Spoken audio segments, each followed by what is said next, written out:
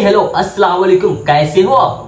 आपने पहले एपिसोड में देखा था इंडिया में इस्लाम कैसे इंटर हुआ और इंडिया में इस्लाम तेजी से ग्रो कैसे हुए, मतलब इस्लाम तेजी से कैसे फैला। इंडिया में पहली इस्लामिक हुकूमत की शुरुआत कैसे हुई। मोहम्मद बिन कासिम की सल्तनत में हिंदू हो या फिर मुस्लिम, ब्राह्मण हो या फिर शूद्र, सभी को बराबर हिस्सा मिल रहा था। बट कहा जाता है ना, वक्त कभी भी रुकता नहीं। वक्त ने अपना करवट बदला। मोहम्मद बिन कासिम के साथ साथ इंडिया में इस्लामिक हुकूमत को भी उखाड़ फेंका। मोहम्मद बिन कासिम के खत्म होने के बाद मुसलमानों पर फिर से जुल्म होने लगे। तो आज की इस वीडियो में हम जानेंगे इस्लाम तलवार की नोक से फैला या फिर अदर रिलीजियंस नॉन मुस्लिम। जो लोग कहते हैं इस्लाम तलवार की नोक से फैला है, तो आज की इस वीडियो में उन्हें उनके सवालों का जवाब मिल जाएगा। तो आज हम शुरू करते हैं दमिश्क के सत्ता परिवर्तन से, मतलब राज्य बदलाव से। अब यह बात तो आपको पता होगा, जैसे सुल्तान बदलते हैं, राज्य बदलता है, तो नियम कानून भी बदल जाते हैं और साथ ही इतिहास भी बदल जाया करता है। ईस्वी में दमिश्क के इतिहास में कुछ ऐसा ही बदलाव हुआ के एक फैसले ने इंडिया को 300 ईयर्स के लिए अनाज छोड़ दिया। साल 711 ईस्वी में मोहम्मद बिन कासिम ने इंडिया पर अपना जीत हासिल की थी, मतलब अपनी सल्तनत कायम की।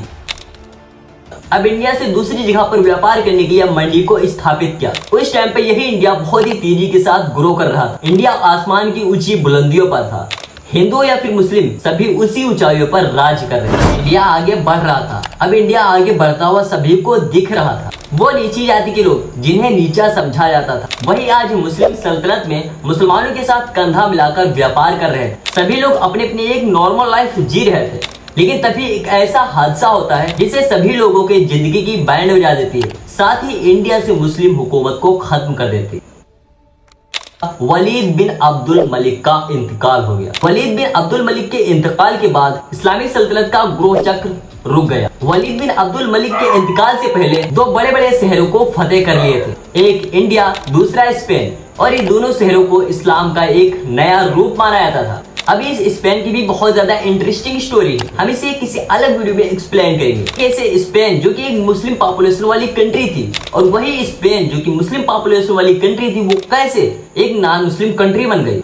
अब ये चौंकाने वाली बात है ना कि दोनों जगह पर मुस्लिम सल्तनत थी। एक सल्तनत को तो तारिक बिन ज्यादा और दूसरी सल्तनत को मोहम्मद बिन कासिम संभाल रहे थे। दोनों ही लोग बहुत ही तेजी से ग्रो कर रहे थे। अब जैसे ये वलीद बिन अब्दुल मलिक का इंतकाल होता है, ये सारी मुस्लिम सल्तनत की जो ग्रोथ थी वो सभी का एकदम से चक्र रुक जाता है। सुलेमान बिन अब्दुल मलिक जो कि वलीद बिन अब्दुल मलिक के इंतकाल के बाद एक नया सुल्तान बना। वलीद के इंतकाल के बाद दूसरा सुल्तान बना, जो अपने भाई वलीद बिन अब्दुल मलिक से बहुत ही ज्यादा नफरत करता था। सुलेमान दलिस का सुल्तान बनते ही अपने भाइयों के समर्थकों को मारना शुरू कर दिया। इस शैतान सुलेमान का जो पहला टारगेट बना वो था इंडियन मुस्लिम सल्तनत का सुल्तान मोहम्मद बिन कासिम। सुलेमान बिन अब्दुल मलिक ने मोहम्मद बिन कासिम को दोबारा अपने दबिश्त आने का हुक्म दिया। मोहम्मद बिन कासिम को दबिश्त बुलाने से सुलेमान एक ऐसी खतरनाक चाल थी जिसमें मोहम्मद बिन कासिम फंसने वाले थे। मोहम्मद बिन कासिम को इस सुलेमान की शैतानी चालों के बारे में बिल्कुल अंदाजा नहीं था। उधर जब आवाम को पता चला कि मोहम्मद बिन कासिम वापस अपने दबिश्त जा रहे हैं, बट इतिहास लिखने वाले बताते हैं मोहम्मद बिन कासिम दबिश्त के लिए जब रवाना हुए तो उनके साथ उनकी आवाम भी चल रही थी, क्योंकि मोहम्मद बिन कासिम शहरों को नहीं